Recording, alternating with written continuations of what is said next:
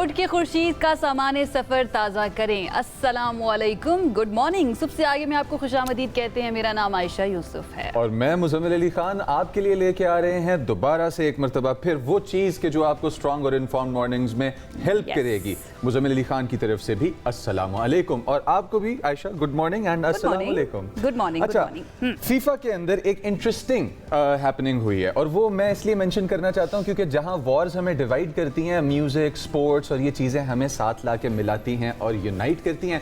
I think मोहब्बत का पैगाम जिस तरह हम स्पोर्ट्स में दे सकते हैं उस तरह कहीं और नहीं हो सकता, बट इसको एक चैलेंज के तौर पे भी लिया जा सकता है। अब हुआ क्या है, आप सब जानते हैं ईरान और अमेरिका के दरमियान काफ़ी नाजुक सूरत हाल पिछले ज़बान ज़द-ए-आम है, सरेआम है, हम ये कह सकते हैं। तो फीफा वर्ल्ड कप के अंदर जो इस वक्त जारी है, जिसको होस्ट करेंगी 3 countries, America, Canada and Mexico.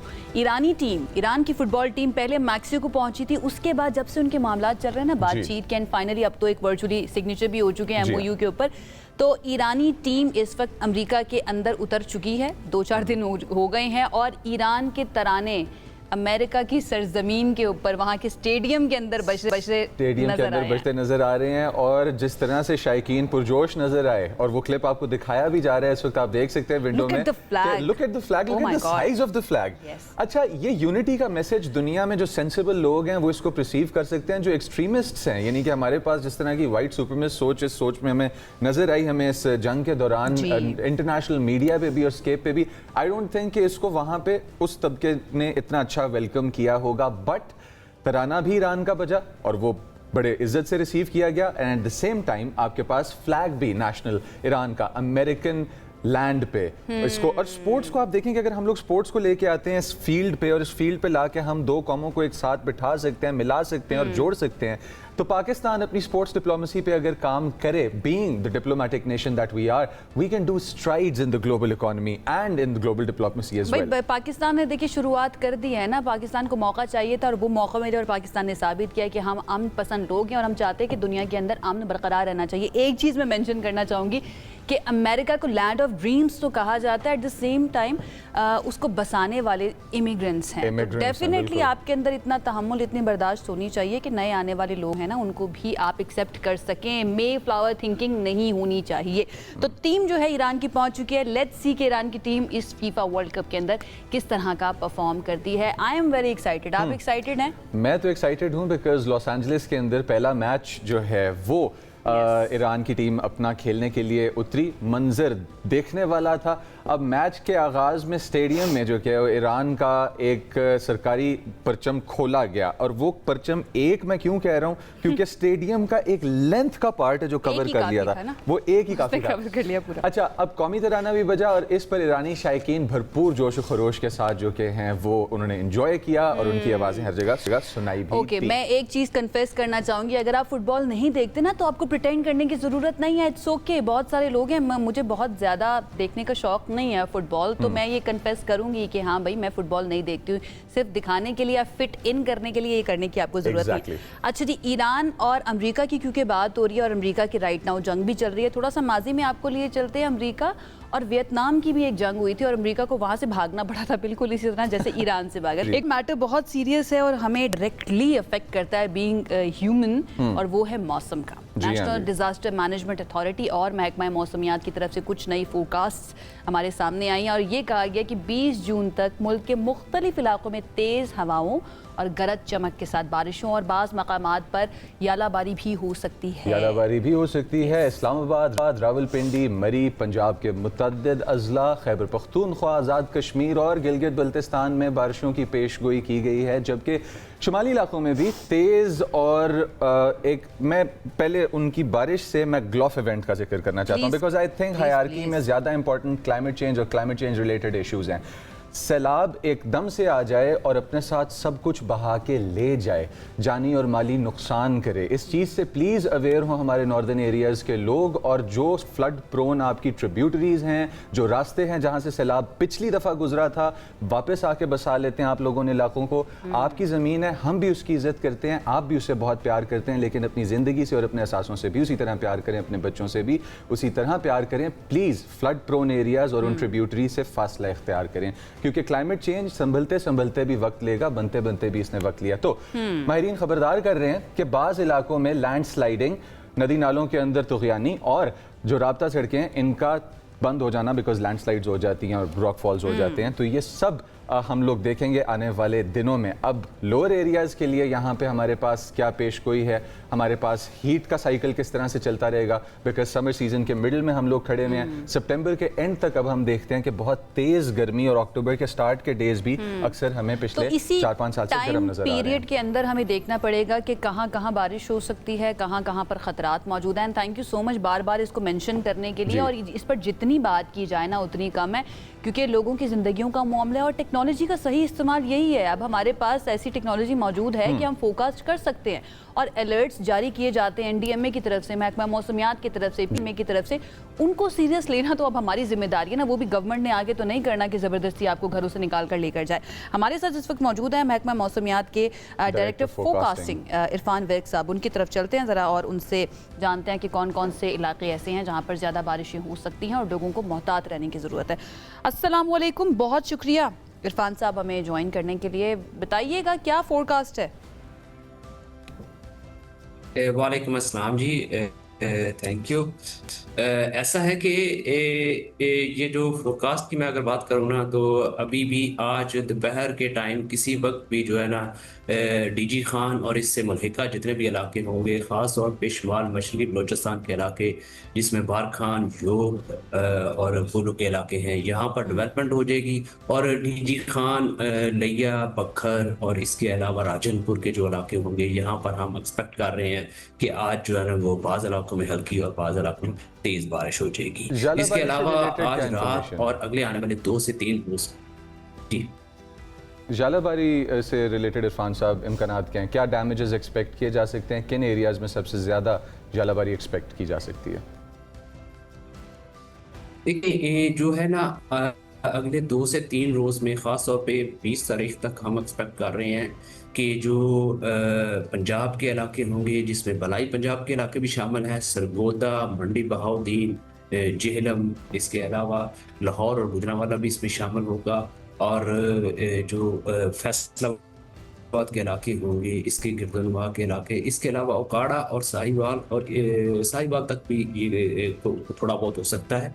और इसके अलावा जो बहावल नगर के इलाके होंगे, यहाँ पर भी हम एक्सपेक्ट करके ये बादल अप्रोच करेंगे और यहाँ पर कहीं हल्की और कहीं तेज़ बारिश है, आंधी भी साथ चल सकती है और कुछ इलाकों में यालाबारी भी मतवक्के है। ठीक है इरफान इसके अलावा अगर मैं बात करूं बलूचिस्तान की, तो मेरा एक सवाल ले लीजिए प्लीज। तो खैर उसमें ऐसा नहीं है, शुमाल मशरक़ी बलूचिस्तान में। इरफान साहब, इफ़ आई में, गर्मियों की छुट्टियां चल रही हैं और हम सब जानते हैं कि गर्मी की छुट्टियों के अंदर सबसे सस्ती तो नहीं अब कहना चाहिए, लेकिन आसान जो एक सयाहत होती है वो हमारे नॉर्दर्न एरियाज़ की होती है। तो जो पेरेंट्स हैं वो अपने बच्चों को लेकर जाते हैं ताकि अच्छा वक्त गुजार सकें। इलाके कौन से हो सकते हैं जहाँ पर लोग जा सकते हैं थोड़ा सा टूरिज्म के लिए, सयाही के लिए?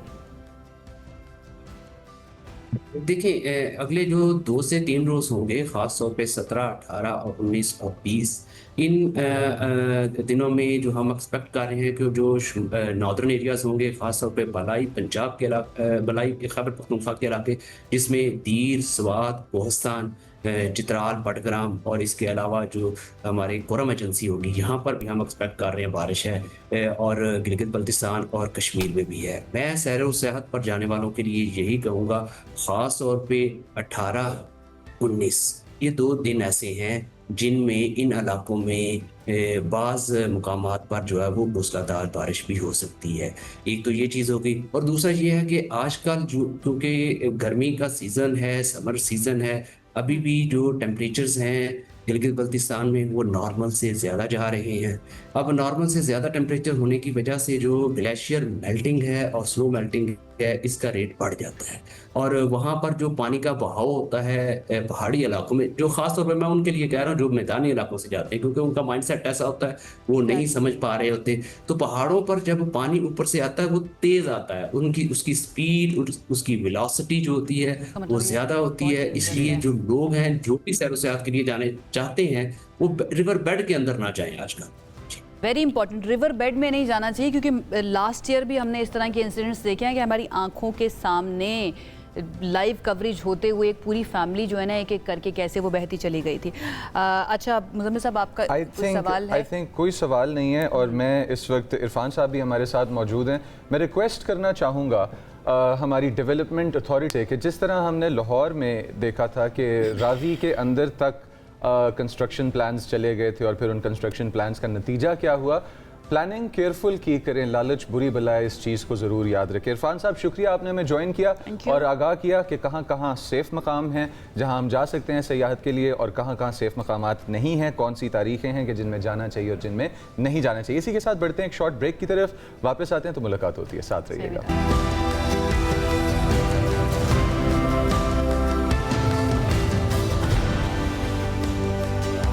जी, ब्रेक के बाद आपको खुश आमदीद कहते हैं और ब्रसेल्स से एक खबर आपके सामने शेयर करते हैं, आपके सामने लेकर आते हैं। इनफैक्ट वहाँ पर हो ये रहा है कि तेज़ी से जो इलेक्ट्रिक स्कूटर्स मुतारिफ किए गए थे, बहुत तेज़ी से लोगों ने उसको अडाप्ट किया था, अब अचानक से वो हो जाएंगे सड़कों से गायब। क्यों? क्योंकि हुकूमत ने हिफाजती खदशात की वजह से किराए पे मिलने वाले ई स्कूटर जो हैं उनको 2027 से मुकम्मल पाबंदी उसके ऊपर लगाने का ऐलान कर दिया। जी, और इन एक्सीडेंट्स को मद्देनजर रखा गया कि जिसके अंदर इन स्कूटर्स को पहली बात तो यह है कि चलाने के लिए आपको लाइसेंस की ज़रूरत नहीं होती। दूसरा, इलेक्ट्रिकल आप एक छोटी सी प्राइस पे करके तो कम्यूट कर सकते हैं पॉइंट ए से पॉइंट बी तक।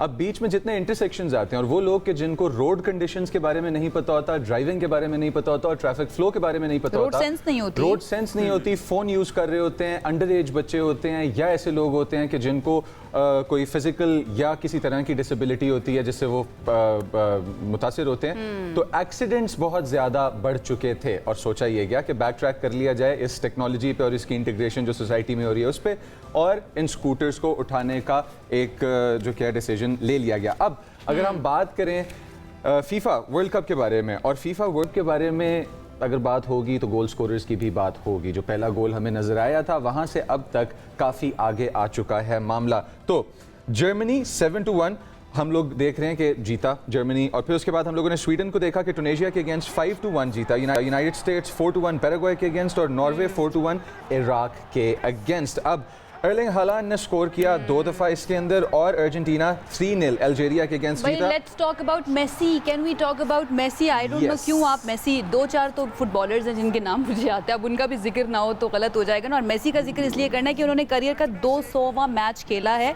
और उनके डेब्यू के 20 साल हो चुके हैं मुकम्मल, और मैच यादगार बना दिया मेसी ने 17वें मिनट में शानदार गोल करके। और उनके जितने भी बाकी टीम मेट्स थे उन्होंने भी बहुत ज़्यादा उनके साथ इसको सेलिब्रेट किया, एंजॉय किया। डेफिनेटली एक जो ब्रदरहुड आ जाता है ना आपकी टीम के अंदर जब भी आप खेलने के लिए जाते हैं, मेसी जैसा लेजेंड आपकी टीम में हो, मेसी जैसा लेजेंड तो टीम में हो, अर्जेंटीना की तरफ से खेलते हैं, और फिर उसके बाद बार्सिलोना के साथ इनकी खास एक स्टोरी है जो बचपन से लेके अभी तक के इनके करियर की इनसे रिलेटेड है। But I am not team Messi, और जब हम फुटबॉल की बात करते हैं तो पोलराइजेशन ऐसी चीज है जो हर स्टेज पे नजर आनी चाहिए। I am team Ronaldo and I will be.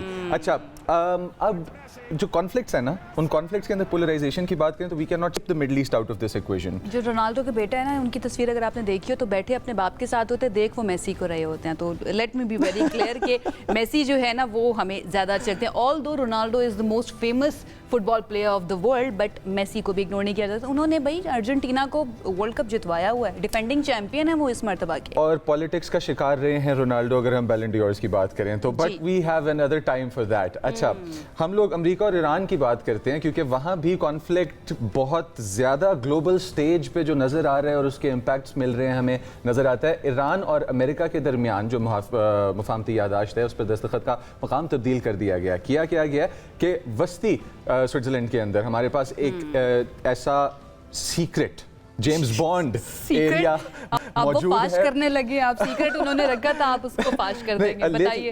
Lake लुसेर्न है और वहाँ पे एक रिजॉर्ट है, उस रिजॉर्ट का नाम है ब्यूर्जनस्टॉक। इसकी जो एक्चुअल प्रोनाउंसिएशन है इस रिजॉर्ट की वो है ब्यूर्जनस्टॉक। और यहाँ पे पहले भी काफ़ी सारे ऐसे इंपॉर्टेंट इवेंट्स हैं जो हुए हुए हैं क्योंकि 2024 का जो यूक्रेन पीस डील था उसका भी हुआ था। जी, उसका एक मेजर पार्ट यहाँ पे किया गया था। उससे पहले साइप्रस और सूडान से रिलेटेड भी पीस डील्स इसी वेन्यू पे की गई थी। बहुत प्यारा वेन्यू है, सिक्योर इसलिए कंसिडर किया जाता है कि यहाँ तक आने वाले तमाम तर रास्ते बहुत लिमिटेड हैं, जिसकी वजह से उनके ऊपर नाकाबंदियाँ वगैरह लगाकर इस एरिया की सिक्योरिटी को जो कि है वो। और ईरान है, अमेरिका है, क्या क्या शक शकूक आ रहे होंगे, और पाकिस्तान है, पाकिस्तान मेज़बानी वहाँ पर करेगा इन दोनों फरीकों की। अब देखना ये है कि क्या वाकई में जब तक हम 19 तारीख तक पहुँचेंगे तब तक मामला ठीक ही रहेंगे, ऐसे ही बरकरार रहेंगे, क्योंकि वेस्टर्न मीडिया ये रिपोर्ट कर रहा है कि अमेरिका यूएस जो है ना वो इस डील को बहुत डाउन प्ले कर रहा है ताकि जो गुस्सा है ना आवाम के अंदर वो ज़्यादा ना बढ़ जाए, या फिर रिपब्लिकन्स और डेमोक्रेट्स बहुत ज़्यादा सवालात ना करें। दूसरी तरफ अगर हम ईरान की तरफ देखें, वहाँ पर कहा जा रहा है कि ये मुआहिदा जो हुआ है, जो MOU हुआ है, वो उनके हक़ में हुआ है। अब दोनों में से कौन सच बोल रहा है, कौन झूठ बोल रहा है, एक चीज़ ने इसको मशकूक बना दिया, एंड दैट इज़ कि वो जो टेक्स्ट है ना पूरे डॉक्यूमेंट का, वो अभी तक नहीं आया है सामने। उसके अंदर अब क्या क्या कुछ सामने आता है उसके लिए हमें शायद थोड़ा सा इंतजार करना पड़ेगा, लेकिन ट्रंप कह रहे हैं कि भाई मुझे कोई डर नहीं है, मैं तो उसको पढ़ने के लिए तैयार हूँ सबके सामने जो जो हमने चीज़ें फाइनलाइज किया। लेकिन एक बात उनकी बहुत इंटरेस्टिंग लगी, वो कहते हैं कि जनाब ईरान के अंदर जो इस वक्त रजीम है ना वो बहुत समझदार है। ये इनकी तरफ से मुझे नहीं आयशा, देखें मैं स्प्लिट हूँ, मैं हेड हार्ट स्प्लिट हूँ, बिकॉज ईरान की तरफ से हमें कुछ और मिल रहा है मीडिया पे। ईरान कह रहा है हमारे पेट्रोकेमिकल्स और हमारे पेट्रोलियम को लेके तमाम तर जो उसके ऊपर बंदिशें लगाई गई थी, जो उसके ऊपर लॉक्स लगाए गए थे एक तरह से ट्रेड के और उसके बैक एंड फोर्थ, वो हटा दिए जाएंगे। At the same time America की तरफ से जो कॉस्ट दी जा रही है वो कुछ और है। 14 नुकात हैं जो ईरान ने अपने मेंशन किए अपने मीडिया के ऊपर, और JD वैंस ये कह रहे हैं कि हमारे भी कुछ नॉन नेगोशिएबल्स हैं कि जिसके बगैर हम इस चीज़ के अंदर नहीं जाएंगे। वेन्यू चेंज कर दिया गया है स्विट्ज़रलैंड के अंदर। अब हम देखते हैं कि इस चीज़ का सेंटर क्या है, बिकॉज जो डिसबैलेंस मुझे नज़र आ रहा है वो हम कन्फ्यूजन्स में गिरते चले जाएंगे। सबसे पहली बात जो है ना वो फंड्स का रिलीज़ होना है, क्या वाकई में किए जाएंगे या नहीं किए जाएंगे। हमारे साथ जॉर्ज सलीम साहब मौजूद हैं, फॉर्मर सेक्रेटरी खारजा हैं, उनकी तरफ चलते हैं और उनसे जानते हैं कि पास क्या कोई इंसाइडर मौजूद है या फिर उनको भी यही लगता है कि अभी कन्फ्यूजन है और थोड़ा सा इंतज़ार करना चाहिए। अस्सलाम वालेकुम जॉर्ज सलीम साहब, कैसे हैं आप? जी बिल्कुल ठीक, आप कैसी हैं? अल्हम्दुलिल्लाह, thank you so much join करने के लिए।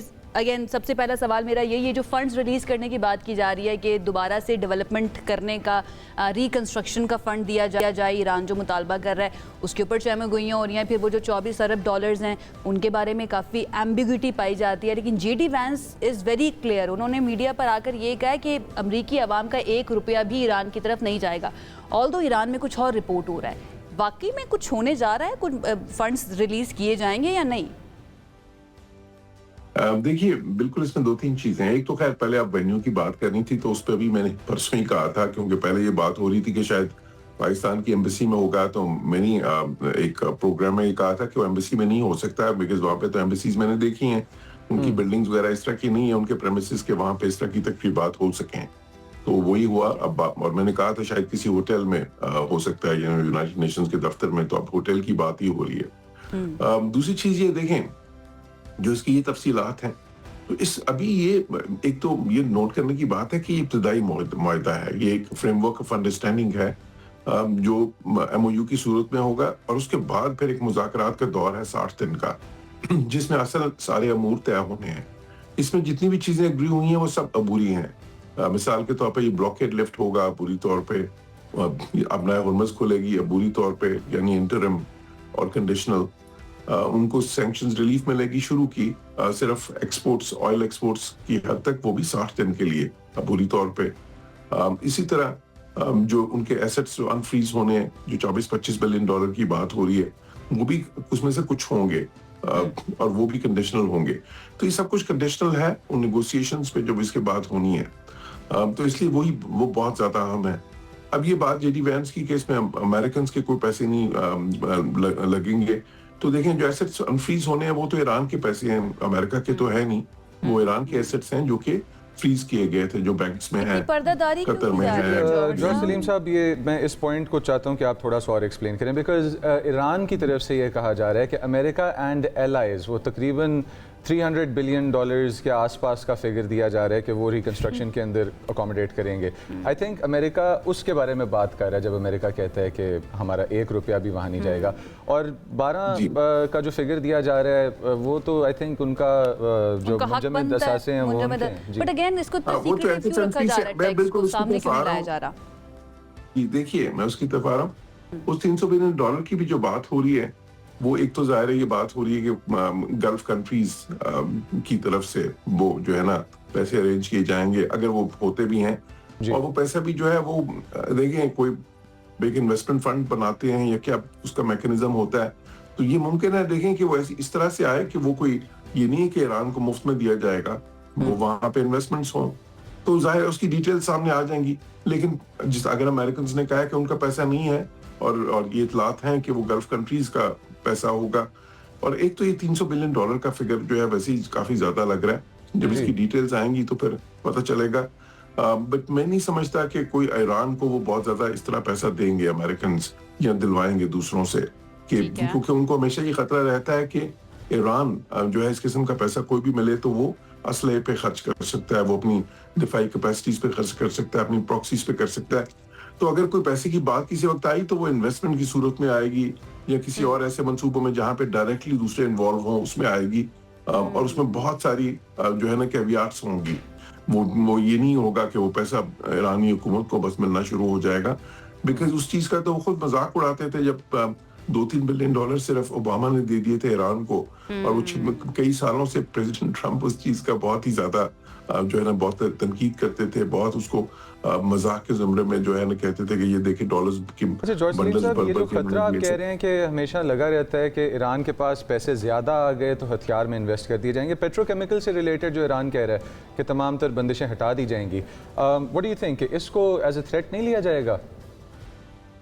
देखिए, जैसा मैंने कहा कि अभी तो सब कुछ ही कंडीशनल है, क्योंकि मेन मामला जो उनसे हैं वो तो अभी तय होने हैं। जिस बात पे जंग हुई थी वो तो न्यूक्लियर के इश्यूज थे ना। अभी वो जो 450 किलोग्राम यूरेनियम अफसूदगी का मामला है वो भी आना है, उसके साथ 2-3 हजार किलोग्राम और यूरेनियम उनके पास अफजूदा पड़ा है 10% तक, वो भी है। फिर असल मामला जो मैं समझता हूँ सबसे अहम है वो है वो सस्पेंशन का मामला, कि जो फ्रीज होगा 0% एनरिचमेंट, यानी कि कितने अरसे तक ईरानी कोई एनरिचमेंट नहीं करेंगे, वो मामला भी तय होना है। बिकॉज असल प्रेसिडेंट ट्रम्प के लिए सेलिंग पॉइंट तो वो है। तो अगर ईरान को कुछ भी मिलना है तो फिर वो उन चीजों के बदले में मिलेगा। अभी तक तो सिर्फ एक जो है ना उन्होंने अपना हुर्मुज़ खोलने के लिए और एक जो मुज़ाकरात की तरफ जाने के लिए अब बुरी तौर पे बहुत सी चीजें दोनों साइड्स ने मानी है और एक फ्रेमवर्क तय किया मुज़ाकरात के लिए, और ये चीज बहुत अहम है। और लेकिन ये चीज भी मुमकिन नहीं थी पाकिस्तान के ताउन के बगैर, पाकिस्तान की जो इतनी अनथक मेहनत है उसके बावजूद, उसके बगैर।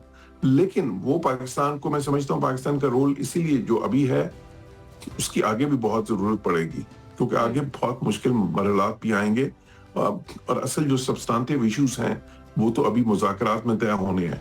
तो इसलिए जब इसकी डिटेल्स आएंगी तो ये जो इसकी तफसीलात आएंगी तो उसमें ये सब देखेंगे कि अभी जो है ना ईरान को कोई ऐसी चीजें ये नहीं कि बहुत सारी चीजें फ्री मिल जाएंगी। हाँ, एक चीज मैंने इस पे कही है कि देखिए अमेरिका में एक चीज होती है, आपने भी वो एक्सपीरियंस की होगी, ये वेस्ट में ये अक्सर होता है, बाय नाउ पे लेटर वाली बात होती है कि आपको चीज पहले मिल जाती है, आप किस्तें उसकी बाद में देते रहते हैं। तो एक किस्म के कुछ उन्होंने स्टेप्स ईरान को इनकरेज करने के लिए कुछ चीजें पहले ऑफर कर दी हैं, लेकिन उसकी पेमेंट जो है वो बाद में होनी है, यानी कि पेमेंट इस तरह होनी है कि उसके बदले में ईरान को। ये भी है ना जॉर्ज साहब, क्या ईरान कंप्लीटली बाय कर रहा है या फिर वो मोहतात अंदाज में ही आगे बढ़ रहे हैं? एक और चीज़, क्योंकि टैक्स सामने नहीं आया, इसको बहुत सीक्रेटिव रखा गया है, तो फिर स्पेकुलेशंस बहुत ज़्यादा हो रही हैं। कुछ सोर्सेज वेस्टर्न मीडिया के ये भी क्लेम कर रहे हैं कि अमेरिका ने जिन तंजीमों को ब्लैकलिस्ट करार दिया हुआ है या टेररिस्ट तंजीमें तसव्वुर करती है जैसे कि हिजबुल्लाह, उनकी सरपरस्ती छोड़नी पड़ेगी ईरान को। क्या ऐसा पॉसिबल है? क्या ईरान वहाँ पर बैकआउट कर सकता है या कोई गुंजाइश निकाल सकता है, स्पेशली हिजबुल्लाह के मामले में, लेबनान के मामले में? देखिए, जो प्रॉक्सीज का मामला है बिल्कुल वो भी मुज़ाकरात में होना है।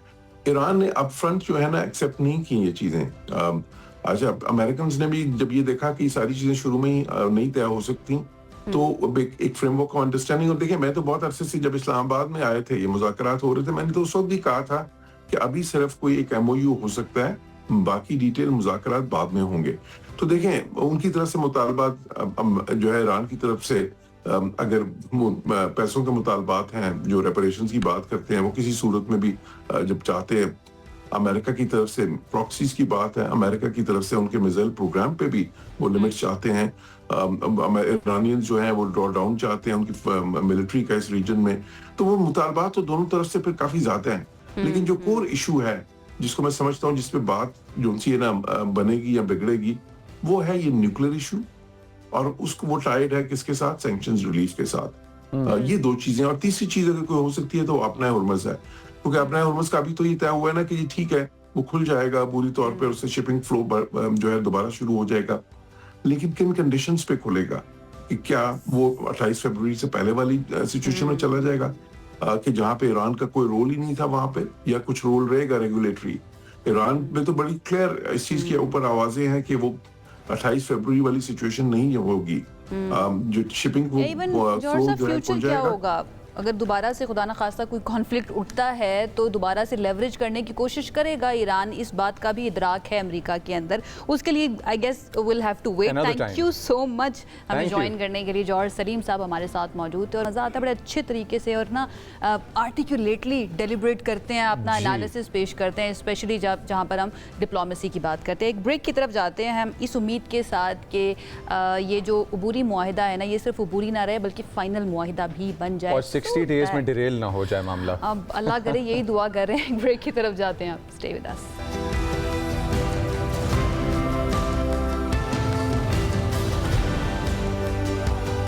जी, ब्रेक के बाद आपको खुशामदीद कहते हैं। पार्लियामेंट के अंदर एक इलाके की आवाज़ जो है ना वो सुनी गई, इलाके का नाम सुना गया जिसका नाम है लियारी। और सिर्फ ये पाकिस्तान के अंदर नहीं, लियारी जो है ना पिछले कुछ सालों से हम देख रहे हैं, काफ़ी ज़्यादा इंटरनेशनली भी इसके बारे में बात की जा रही है, फिल्म्स बनाई जा रही है, मूवीज़ बनाई जा रही है इसके ऊपर, लेकिन एक बुरा चेहरा जो है ना वो दुनिया को दिखाने की कोशिश की गई। ऑल्दो हम अपनी शॉर्टकमिंग्स को नहीं भूलते हैं, माजी के अंदर हम जानते हैं लियारी के अंदर हालात कैसे रहे हैं, लेकिन ये भी एक हकीकत है कि लियारी में ऐसे ऐसे लोग निकल कर आए हैं कि उन्होंने पाकिस्तान का नाम रोशन किया है। बहुत से एथलीट्स निकले हैं, फुटबॉल के लिए लियारी बहुत ज़्यादा जाना जाता है। एक ऐसा चेहरा जो है जो ताकत की अलामत है, हौसले की अलामत है, और अगर इसके ऊपर थोड़ा सा फोकस किया जाए तो यहाँ से निकलने वाले बच्चे पाकिस्तान का नाम इंटरनेशनली जाकर बहुत अच्छे तरीके से रोशन कर सकते हैं और करते भी आए हैं। बिल्कुल, मैं आयशा की इस बात के साथ एग्री करता हूं। और इसी स्ट्राइड के अंदर हमारे पास बशीर अहमद पाकिस्तान के अंदर पायनियर कंसिडर किए जाते हैं मिक्स मार्शल आर्ट्स के, लेकिन उसके बाद फिर बहुत बड़े बड़े नाम हैं जिनके अंदर हमारे पास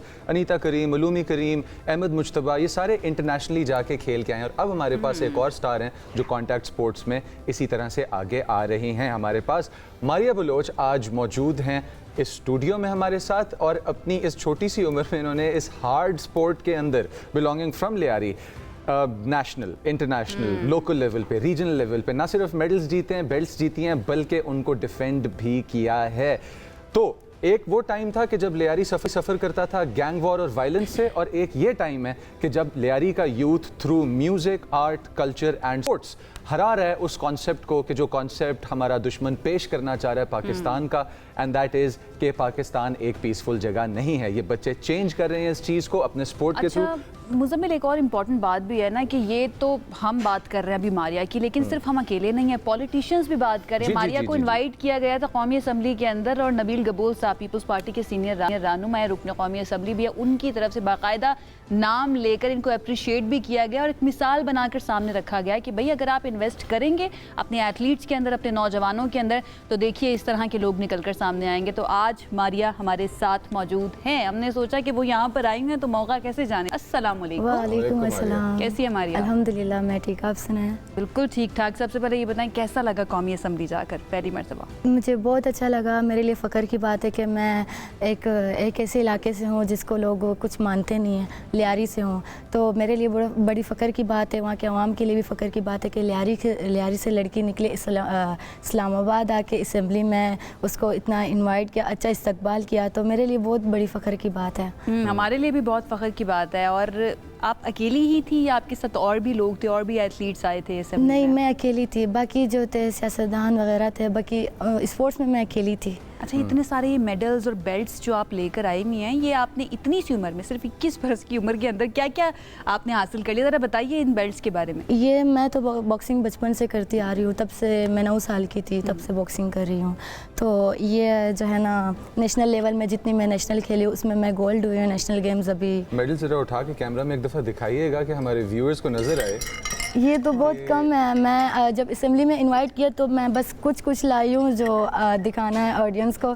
बाकी मेरे घर में इतने सारे कि उनको जगह भी नहीं है कि मैं कहाँ रखूँ, इतने ज़्यादा है। मैं मुझे बॉक्सिंग का बहुत ज़्यादा शौक था, जब कहीं इवेंट होता था बस मैं चली जाती थी इस तरह। किसी को मारने का शौक था? शौक आया कहाँ से? किसी पर गुस्सा आया एक दिन, सोचा कि अब से मैं बॉक्सिंग करूंगी? नहीं, बस मैं जब छोटी थी ना तो मदरसे जाती थी, तब लड़कियां थी मेरी दोस्त थे, वो सारा मैरी, तो वो बॉक्सिंग करती थी। मैं उनके साथ एक हफ़्ता पहले वो गई थी, फिर उसके बाद मैंने ज्वाइन किया।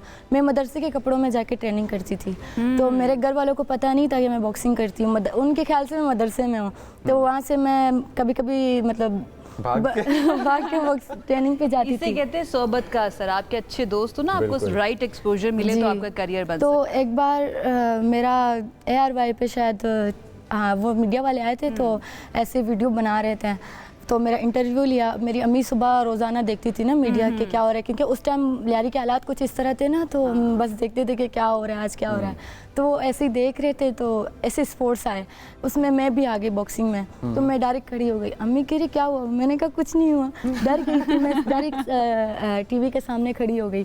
तो कहा क्या? मैंने कहा मैं इस तरह बॉक्सिंग में जाती हूँ। कहती आप मदरसे नहीं जाती? मैंने कहा नहीं। तो पहले उसने डांटा मुझे बहुत ज़्यादा, फिर मदरसे में खुद लेके आना जाना किया। उसके बाद फिर भी मैं जाती थी शाम को। अब सपोर्ट है उनकी घर वालों की? अच्छा, आपके स्पोर्ट से रिलेटेड पहले कुछ पूछना चाहूँगा मैं, और फिर उसके बाद आगे हम कंटिन्यू करेंगे।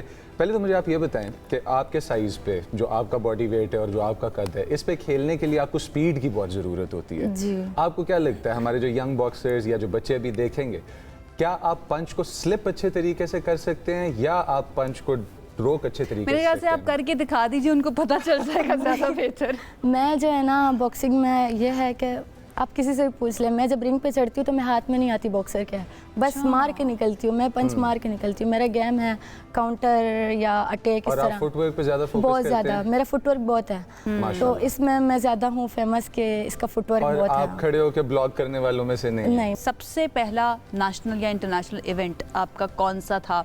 उसका एक्सपीरियंस कैसा रहा और ट्रेनिंग के बारे में कुछ बताइए। सबसे पहला तो नेशनल हमारे बॉक्सिंग में होता है, नेशनल वो सब में होता है ना, नेशनल खेलना होता है।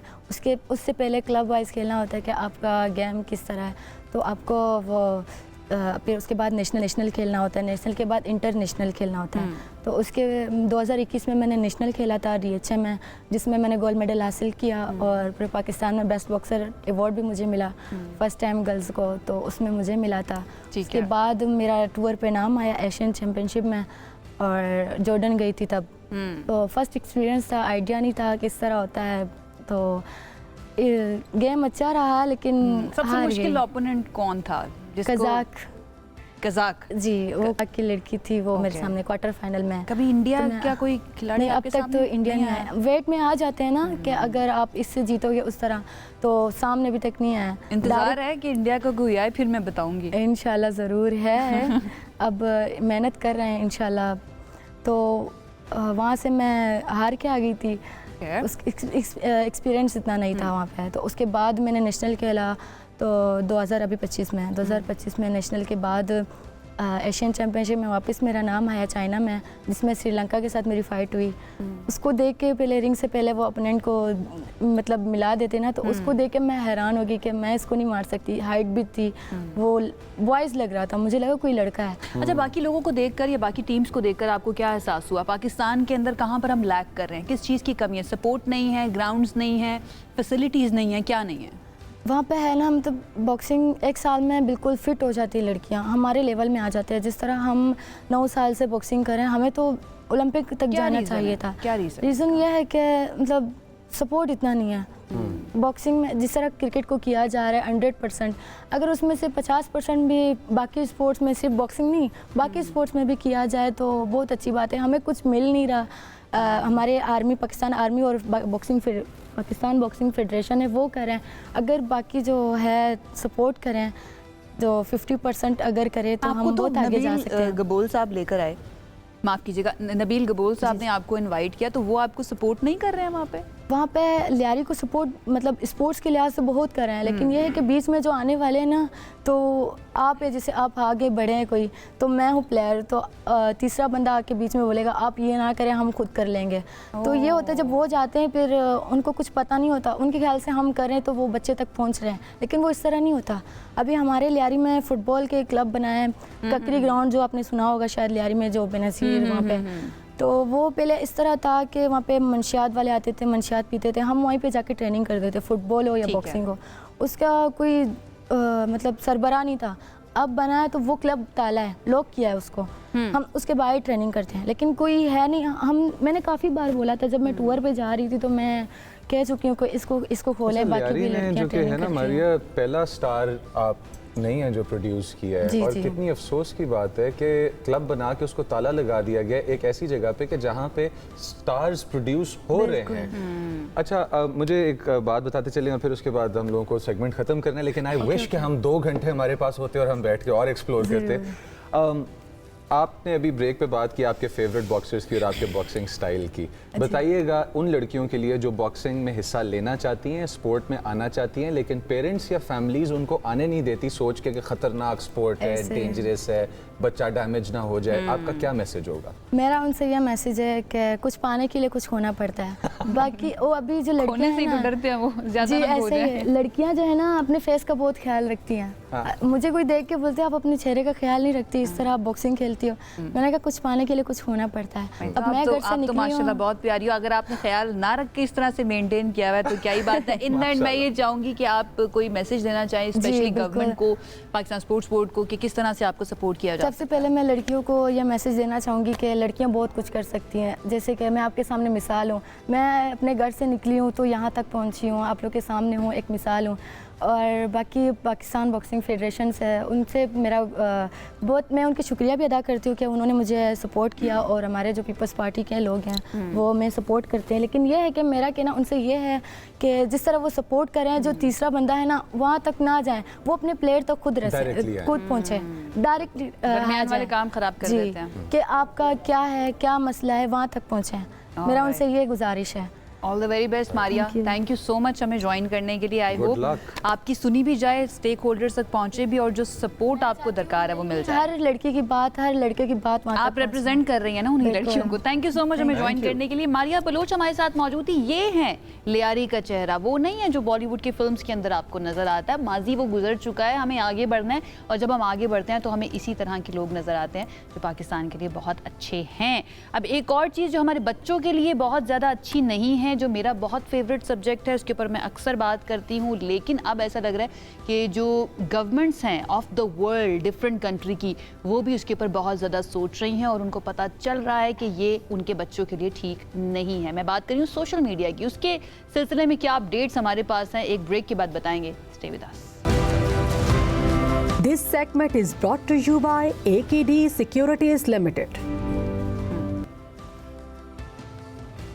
जी, ब्रेक के बाद आपको खुशामदीद कहते हैं। मनी मैटर्स में पाकिस्तान की मईशत के अंदर अब हमें लग रहा है, जो हमारे सोर्सेज बता रहे हैं, कि एक बड़ी पॉलिसी तब्दीली जो है ना वो सामने आने वाली है, और हुकूमत जो है वो टैरिफ रैशनलाइजेशन के दूसरे मरहले का ऐलान कर चुकी है। और इस इक़दाम के तहत ना सिर्फ कस्टम ड्यूटीज़ और रेगुलेटरी ड्यूटीज़ में नुमाया कमी की जा रही है, बल्कि तकरीबन 143 अरब रुपए के रेवेन्यू से दस्तबरदारी भी मुतवक्के है, कि गवर्नमेंट कह रही है कि हम दस्तबरदार हो जाएंगे, एक्सपोर्ट्स को बेहतर किया जाए। तो बिल्कुल, और इसका जो पॉलिसी का सबसे अहम पहलू है वो गाड़ियों की इंपोर्ट से मुताल्लिक है।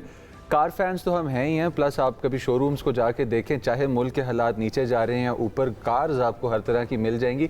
जहां हुकूमत ने इस्तेमाल शुदा गाड़ियों की जो कमर्शियल इंपोर्ट है, इस पर 5 साल की उम्र से कम हद ख़त्म करने का फैसला किया है। और इसी के साथ एक और भी गुड न्यूज़ हो सकती है हमारे लिए, क्योंकि हमारे पास बैंक्स में जब आप जाते हैं अपने लिए गाड़ी निकलवाने, और वो अगर कोई यूज्ड कार है तो उसका एक 8 ईयर टाइम पीरियड होता है, और उसके अंदर आपने उसको पूरा करना होता है। आई थिंक उसके अंदर कोई रिलैक्सेशन शायद ट्रांसलेट हो जाए और हमें मिल जाए। ताहम माहौलियाती और क्वालिटी के मयार की जो शराइत हैं वो बरकरार रहेंगी। अब इन रेगुलेशंस को और इन ड्यूटीज़ को किस तरह से अकोमोडेट किया जाएगा और इनका इफेक्ट हमारी मार्केट्स पे किस तरह से आएगा, इसके लिए आज हम मनी मैटर्स के अंदर डिस्कशन करेंगे।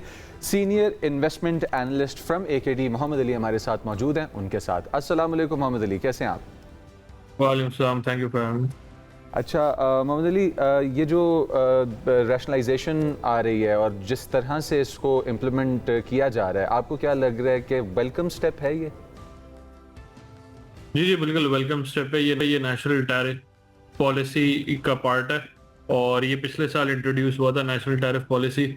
और इकोनॉमिस्ट और एक्सपोर्टर्स ये हमेशा से एडवोकेट करते थे कि पाकिस्तान का टैरिफ स्ट्रक्चर काफी कॉम्प्लिकेटेड हो गया है, बहुत कस्टम ड्यूटीज हैं, बहुत एडिशनल कस्टम ड्यूटीज हैं। तो उसको हेल्प आउट करने के लिए अथॉरिटीज ने पिछले साल IMF के अंडर रहते हुए वो लगे आराम से 5 साल के प्लान में हम इंट्रोड्यूस करेंगे, ACDs इवेंचुअली कट करेंगे, रेगुलेटरी ड्यूटीज भी रिड्यूस करेंगे और कस्टम ड्यूटीज भी रिड्यूस करेंगे। तो इससे फायदा होगा, मैन्युफैक्चरर की इनपुट कॉस्ट होती हैं और टैरिफ कम्पिटिटिवनेस भी बेहतर हो जाएगी और ये सारी चीज़ होंगी। ठीक है। अच्छा, ये जो इस्तेमालशुदा गाड़ियों की उम्र की हद ख़त्म करने का फैसला किया गया है, इसके बारे में ज़रा बताइएगा, ये कैसे आप देख रहे हैं मार्केट में, किस तरह से हमें इसका असर नज़र आएगा, एंड जो हमारी लोकल मैन्युफैक्चरर्स हैं क्या वो अग्री करेंगे इससे, या फिर उनकी जो प्रोडक्शन है उसके ऊपर फ़र्क पड़ेगा, उनकी बाइंग सेलिंग पर फ़र्क पड़ेगा इससे? अच्छा देखिए, ये इतना कोई लोकल मैन्युफैक्चरर्स के लिए इतना कोई लार्जली पॉजिटिव नहीं है। इनकी इनपुट कॉस्ट जो रॉ मटेरियल इंपोर्ट करते हैं, आपको पता है हम असेंबलर्स हैं लार्जली, नॉट कंप्लीट मैन्युफैक्चरर, तो उनकी पार्ट्स पे कस्टम ड्यूटी कम होगी और कुछ मैन्युफैक्चरर्स एक्सपोर्टर्स भी हैं। तो ये जैसे बहुत सारे चीज़ें एक्सपोर्ट होने शुरू हो रही हैं ऑटोमोटिव सेक्टर में, तो उनकी एक्सपोर्ट कम्पिटिटिवनेस भी बढ़ जाएगी, उनकी कॉस्ट जब कम होगी तो ग्रॉस मार्जिन भी बढ़ जाएंगे।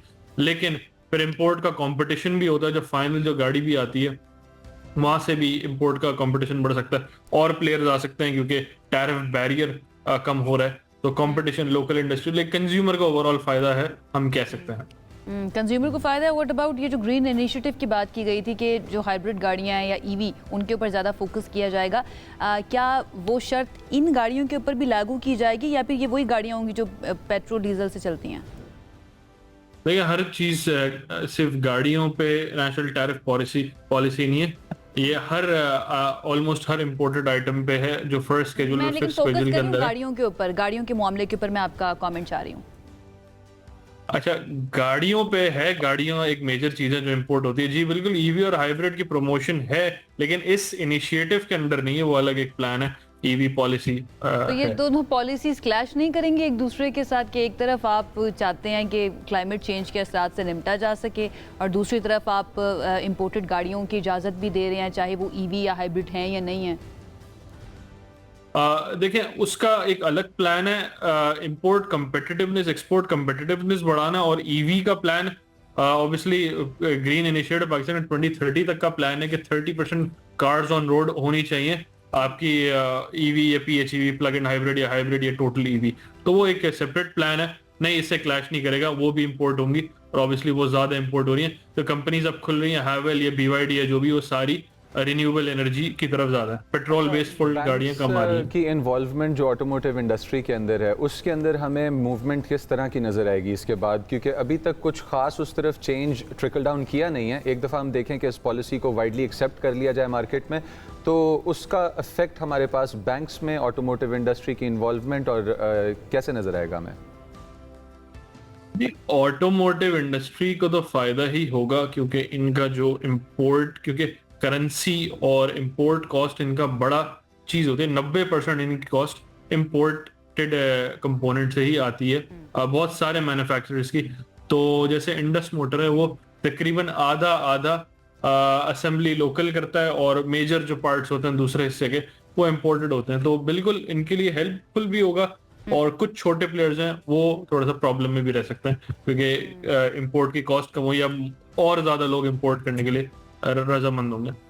राइट। अच्छा अली, ये भी बता दीजिएगा कि स्टॉक मार्केट की आज की क्या सिचुएशन है, स्पेशली जब MOU पर साइन हो चुके हैं वर्चुअली अमेरिका और ईरान के दरमियान, तो कुछ बेहतरी नज़र आ रही है स्टॉक मार्केट में?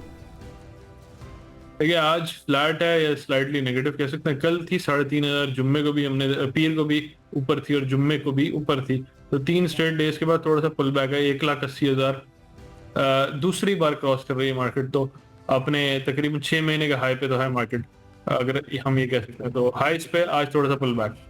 ठीक है, और कहाँ पर इन्वेस्ट करना चाहिए आज के दिन, जो इन्वेस्टर्स चाह रहे हैं इन्वेस्ट करना, उनके लिए बेहतर स्टॉक्स कौन से? बहुत सारे अच्छे स्टॉक्स हैं, हम देख रहे हैं कि आज अगर थोड़ा पुल बैक आता है तो banks, fertilisers, oil and gas सब पे देखा जा सकता है। PSO भी आज एक्टिविटी चल रही है, तो बहुत सारे स्टॉक्स हैं ऐसे। ठीक है, बहुत शुक्रिया अली साहब, आपने वक्त दिया, वक्त निकाला हमारे इस शो के लिए, बहुत बहुत शुक्रिया आपका। मोहम्मद अली हमारे साथ मौजूद थे और उन्होंने अपना एनालिसिस आपके सामने रख दिया। आई होप आप जो भी फैसला करने जा रहे हैं फाइनेंशियल, वो आपके लिए बेहतर होगा, चाहे गाड़ी खरीदने का मामला हो या फिर स्टॉक में इन्वेस्ट करने का, उसकी एक गाइडलाइन आपके सामने हमने रख दिया। इसके साथ ही वक्त खत्म हो चुका है हमारे शो का, इंशाल्लाह आपसे करेंगे दोबारा मुलाकात। अपना ख्याल रखिए, अल्लाह हाफिज़। This segment is brought to you by AKD Securities Limited.